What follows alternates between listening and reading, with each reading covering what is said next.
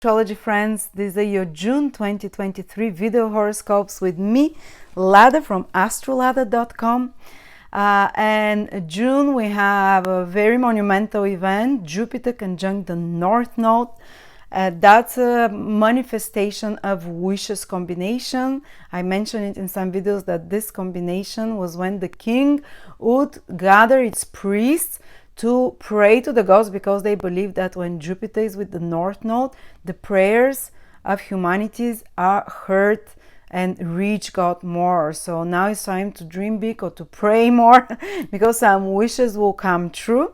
And there's some other important events that I'll talk about. But first I want to tell you that me and Trifon are doing a course on June the 10th and the 11th on the 100 fixed stars, most important according to ancient sources, how they play out in the natal chart, what it means to you. You can read the horoscope just using fixed stars, nothing else. That's how I read most horoscopes. And I'm starting a new big offer throughout the whole summer, every 3 weeks. Anyone who wants to learn astrology, I'll be recommending a few courses, foundational and more advanced, about a certain topic that are the essential courses, because we have more than 300 astrology courses. So I'll be recommending which are the best for certain topics, and every month I'll do a live Q&A with everyone who takes those courses. You can ask me, we can do more than one Q&A, so you can learn astrology with me, and there'll be big discount on the bundles of those courses on different topics. We start with astrology of relationships. Check it out. I'll put a link below. You can check on my website. There will be updated courses every 3 weeks, and then the discount disappears. But I will be throughout you the whole summer with every new person that joins for any questions on this process of learning with me, because we have incredible courses from incredible astrologers, and mine, of course, always will be present there. Thank you. Let's start. Capricorn, Sun, Moon, Rising, June 2023. Capricorn, the month starts with Jupiter conjunct the North Node, which happens rarely, once every 7 years, in another Earth sign, which should be quite helpful for you, because both the North Node and Jupiter give manifestation. They expand, they allow for growth, they bring something new, and it's happening in your 5th house. So you might feel it in May, some of you already, others in June, even into July, while those two planets are close together, while those 2 points. So it's kind of like the ancient knew it like a combination for fulfilling of wishes. Jupiter is known as the planet of prayer or wishes, and when it would come together with the North Node, apparently ancient texts have that when the North Node and Jupiter come together, the king would call all his high priests to make a prayer, because they believe that prayers are heard then. But there is a bit with be careful what you wish for, because you just might get it with the North Node and Rahu. North Node fulfills wishes, our personal human wishes, that sometimes though it might be something more than we have bargained for. But it's exciting energy in your 5th house here. What can it bring? For some of you, that is the right karmic time. It may be a new love interest, a new passion, because Rahu is very passionate. It rules the reptilian brain of desire. Jupiter can expand that. For some of you, can be flirt, a date, something exciting, something new. And it's not just going to be very random, that is one-off. It can be more than that, because it's an important conjunction. For others, some important developments can be in their love life, maybe getting excited again, to have more fun together with the partner, maybe to have more sex as well. This is one of the houses of enjoying pleasures, having it more like fun. For others, it can be very fertile, because Jupiter is very fertile planet, so is the North Node. Pregnancies can happen if you're trying to. This period is for especially for Capricorn Moon people, and for Capricorn Rising people are more possible. For others, okay, if it's your love life, what kind of people can you expect to appear? Might be foreign, because it's Rahu, might be, or very different, unusual, love interest than normal, because Rahu is not typical. Rahu is something exotic, something different or foreign or different social class or even gender, who knows, than you're used to. So there is something, an energy of riskiness, an energy of a bit taboo or experimentation, and with the Jupiter you're willing to embrace it, and you're kind of protected as well from the crazy behaviors. You temper it with a dose of, you know, wisdom, hopefully. For others, as I stated, it might be children, or something new might be happening and important in the life of your child. Some new phase, some new opportunities, some new materialization in their life that can happen.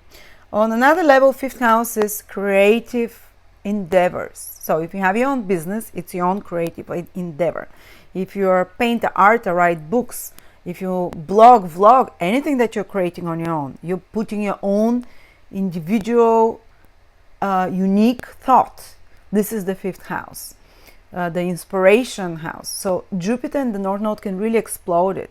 So some of you might be downloading great creative ideas. Some of you, for a couple of months, can feel inspired towards something new, some new creative project that you've never done, or some new to do in your business, some new passion that you've never done before. Again, there is a energy of newness here, of experimenting, of trying something different.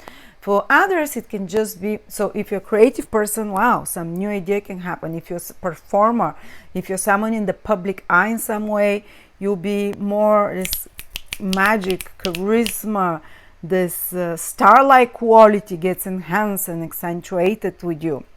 So you can grab the hearts of others, or you can just attract center stage, or if you have to perform or do a speech or whatever it is where you're in the center stage, you have this magic factor, or some such activity might appear for you out of the blue as an opportunity to perform, to be in public or audience, to take some center stage, or to put yourself out there like a star, visible, shining, you know. So should you take it? I believe so. I think we should try new things. And for other people, it might be just something very simple, like trying a new hobby that appears, that excites you, that brings passion for you. And because Jupiter will stay for a whole year in your fifth house, I believe that whatever you're trying and it's not for you, it will fall off once the North Node moves out of the fifth house. But Jupiter will keep the new passions, that new things that awaken your love for life, because the fifth house is the house of lust for life, love for life. When you feel life like a child, when everything is wow, awesome, when you feel like you're in love, that's one thing that can happen. But also when you just feel happy to be alive, because life grabs your interest, because you're inspired, you know, just like when you're in love, oh, everything is great, and oh, I'm interested to make children's games, to do little cards for my partner, to be creative, to try new things, to skateboard, like all the things I did when I first fell in love with my husband that I would never do otherwise. But there is also another way to get to the state. Sometimes it happens, and hopefully North Node Jupiter can trigger it for you spontaneously, naturally, with ease, because they both give things with ease, where something just makes you feel alive again, excites you. It might be hobby, passion, love, or a child, or some new some new talent that you discover, or creative project. So that's what I expect might happen with Jupiter with the North Node there. Or you might manifest something in that area creatively that you've been working on. Then on another level, on the 6th of June, Venus will enter Leo and will stay there for quite long, for 4 months. Venus usually stays only for a month in a sign, but this time it will stay much longer. So it's a very strong and long influence, and kind of positive influence. It is Venus, and Venus is a lucky good planet for you as a ruler of angular and trinal houses. So Venus going into your 8th house should give some blessings there. On the spiritual level, that can be psychological, emotional healing from betrayals, from traumas, from being hurt psychologically, emotionally, even back to being a child. They can be some kind of, Venus is like a lubrication, Venus is like a healing potion, and easily, because Venus is, if the eighth house is known as the house of where everything toxic goes, so it's like the big intestines in the physical body, but spiritually that will be where all the toxic emotions stay. And Venus can help with the lubrication, just like with the colon of, to remove toxic waste, the same way to remove toxic waste from your astral body. So it can be a 4-month process that happens naturally, where you're released from stuck up feelings and painful feelings and emotions, and so it can be a help with the healing from grieving or trauma or any kind of broken trust.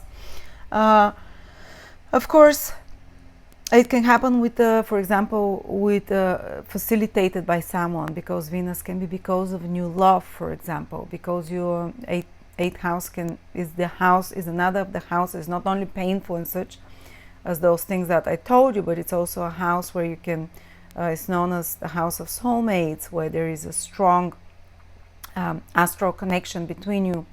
So with Venus there can be some healing that happens. Either Venus can be a consultant or advisor that helps you with the healing of those feelings that we talked about, or a friend, or it can be just because you have loving feelings towards someone else, for example, or a relationship. And when Venus, though, sometimes even your relationship happens when Venus is around, they can be the elements of hidden or private, because it's in the 8th house. It's kind of a hidden house. And it can be an element of suddenness, because 8th house carries elements of sudden as well. But there is passions happening there. Also, hopefully it can improve sex life. If you're in a good relationship, Jupiter in the 5th house of being in love can make you more adventurous, to try new things, to have more fun together, to have more entertainment, not just in a relationship, but even if you're single, to have more fun, to entertain yourself, to go crazy. I forgot to say Jupiter with the North Node, fun, fun, fun, paint the town red. Just go experiment with new ways of having fun, do things you've never done before, just feel alive and crazy, even do a few taboo things.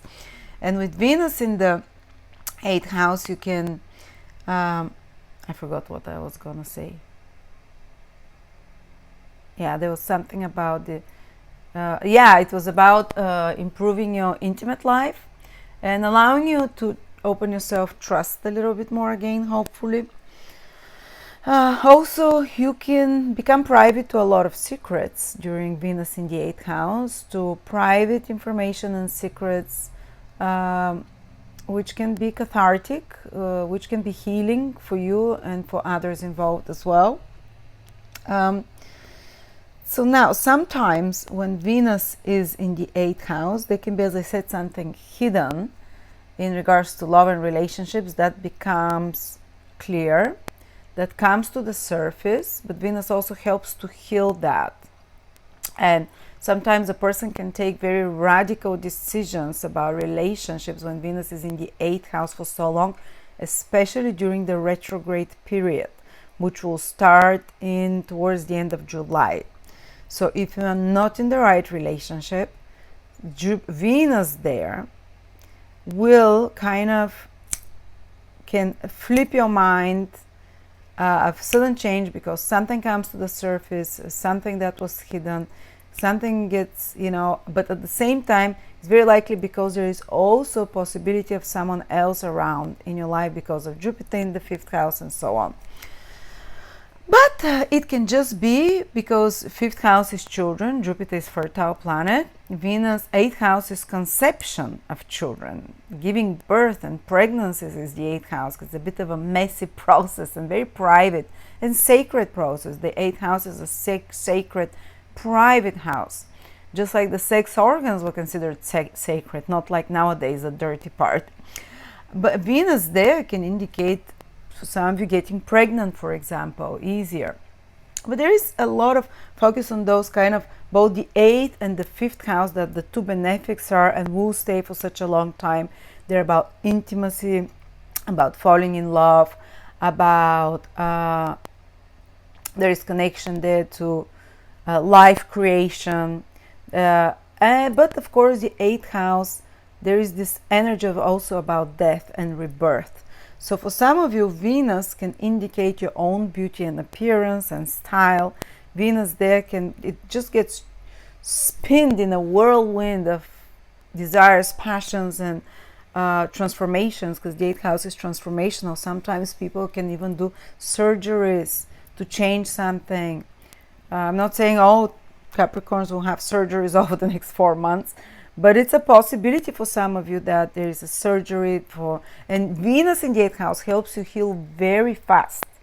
Venus is there, or 8th house is of regeneration, such shock things like surgeries and so on, but it's also the ability for the body to regenerate, and Venus is the best planet of regeneration. So if you have any surgical procedures, I do believe this will heal very fast.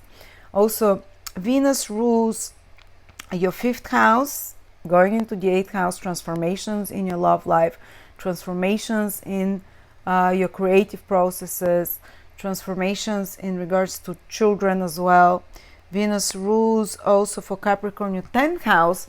There can be some transformation here happening even regards to career or your social status over the next 4 months, that you take some radical decisions about your social status or marriage, you know. So it's interesting to see how it develops. But all the time, Jupiter is protecting you because it's making trine to your sign the whole year till next May 2024. So there is a very strong protective force for you, all Capricorns here throughout the whole period. Whatever choices you make, whatever changes are happening with Venus in the house of change and transformations, death and birth, it turns out good. You're protected physically. Your own health and your own path is okay. Well, Venus here, as I said, it can transform your appearance as well, your taste of beauty. But Venus in the 8th house can be really good for certain things. What is the 8th house? I said for intimacy and sex it can improve, but also 8th house is receiving money from others, learning to receive more. Maybe you can receive from clients more during this period. Maybe you can receive from your partner. Your partner can start making more money, or from another source, external source. Also, the 8th house is inheritances. Sometimes Venus there, if you've been trying to get an inheritance, or that entails that you've been trying to kill someone, or you've been waiting for something that is complicated, Venus can help things move and improve and easily receive them. Or if you might receive alimony from a partner, like a support, or you might receive something, other valuable things from others. So over the next 4 months, learn to open yourself, and you don't always have to do everything alone. You can receive from others as well, and ask and you'll receive. And it's not necessarily just money asking from others. 8th house is any kind of external support we can get. It can be asking for your neighbor's lawnmower, it's other people's possessions or whatever, asking for someone to help you with their skill or with their talents, asking for someone's expertise. 8th house is this hidden support, the support that we can get from others, utilizing other people's resources in a beneficial way for us because of this beautiful Venus there for you that will be there. Also, the 8th house can be the house of taxes, insurances, inheritances. Things connected to all of those things can go well and positive. You can receive them. Mutual finances. So if you invested something in stock, maybe it can go really well now. You can some stock that you have or investment, something to do with that. You might be some important developments there towards the more positive end, because Venus is a positive planet. Okay. So then we're gonna have Pluto coming back on the 12th into your sign. You thought it's finished. No, you have till the end of the year.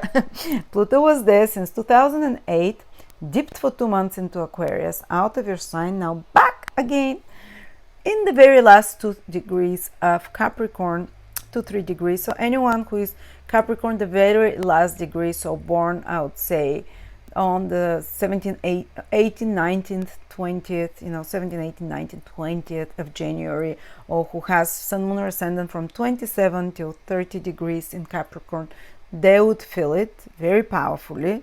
It's like total change in life, total transformation. Nothing is the same. The death of the old ego and way of life and being, and the birthing process of a new one, which is never an easy process, but it's something that years down the line will say, I'm so grateful for this happening. That's the best thing that could have happened to me, because it gave me my power back and I found my own power. So this sense of Pluto first might feel like it's destroying you, but actually it wants to show you that you are powerful. It divests you from everything that you thought makes you, that without this thing, oh, I cannot survive. And Pluto takes it away and says, oh yeah, I'll leave it totally naked. And you're left totally naked, and you make even better life for yourself. And you're like, wow, I'm actually amazingly powerful and strong. So Pluto kind of robs you of this power, and then makes you realize how powerful you are, how little you need, and what a survivor you are, and puts you on the right path. And it's the best planet for the evolution of your soul, and to align you to what your soul desire is. But for all other Capricorns, they would feel maybe a little bit the intensity coming back. Something that you started that you haven't finished can come back to be completed till the end of the year. Maybe something that was, maybe you thought that, oh, it left me, all right, it's not part of me. It might be a habit, it might be a state of being, it might be a role that you've played, it might be a position or something that comes back for a little bit, that for you to make this final transformation and self-empowerment, and it leaves again at the end of the year for good. So final possibility to really make some deep transformations.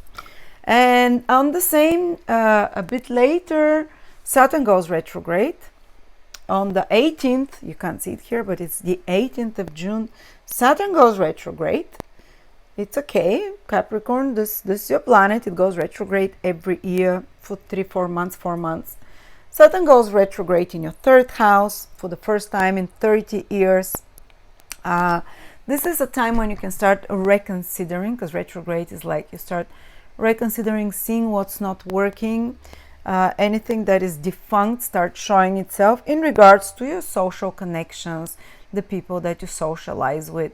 Any problems that are there, anything that's rotten apples start showing themselves. It might be people from your social media, it might be people, your colleagues or mates or relatives.